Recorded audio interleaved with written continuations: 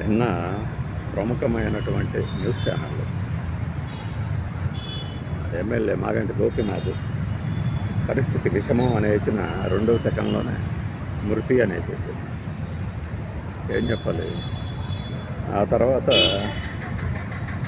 మళ్ళీ సవరించుకొని లేదు ఆయన చనిపోలేదు, అత్యంత క్లిష్టంగా ఆయన పరిస్థితి, విషమంగా ఉంది ఆయన పరిస్థితి, వెంటిలేటర్ మీద చికిత్స కొనసాగుతుంది అని ఇచ్చారు. మరి ఈ మధ్యలో ఏమంత ఆత్రమైందని ఆయన చంపేశారు. నాకు మాత్రమే గుర్తుంది, ఎందుకంటే మీడియాలో చాలామందిని అడిగితే అదే మాకు గుర్తులేదన్నారు. ఏంటంటే ఎస్ గోపాల్ రెడ్డి గారు, ఇది మంగమ్మ గారి మనవాడు మొగ గోపాలుడు, మన భార్గవాక్స్ ప్రొడక్షన్స్ ఎస్ గోపాల్ రెడ్డి గారి మరణం కూడా అలానే ముందే చంపేశారు.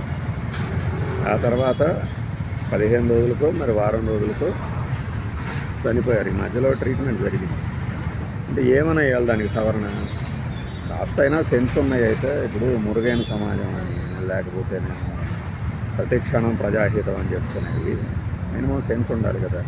చిన్న సవరణ వేస్తే పరువు ఏమన్నా పోతుందా? చిన్న సవరణ పొరపాటును ఇలా ప్రచురించాను, ఆయనకి చికిత్స కొనసాగుతుందని చిన్న స్క్రోలింగ్ అయినా వేసుకోవచ్చు కదా. మేమే ముందు ఇవాళ ఏ వార్త ఇచ్చినా అనుకుంటూ ఈ వేలం వేరులో చివరికి ఎక్కడికి వెళ్తారంటే వీళ్ళ మెదడులో నరాలు చిట్లిపోతాయి. అంటే చివరికి జరిగేది ఆ న్యూస్ ఛానల్స్లో పై స్థాయిలో ఉండేవాళ్ళు తీవ్రమైన ఒత్తిడి, రేటింగ్లా రాదు, ఆదాయమా రాదు, ఏం చేయాలి ఇక. ఏదో హడావిడి, ప్రతిదాన్ని నేనే ముందిచ్చా. ఇప్పుడు మాగంటి గోపీనాథ్ గారి ఆరోగ్యం మీద 48 గంటలు గడిస్తే కానీ చెప్పలేము అని AIG Jason institute of gastroenterology వాళ్ళు ప్రకటించారు. అప్పుడు దాకా కూడా ఆగలేని ఆత్రం మనం ఏమనాలి బయట.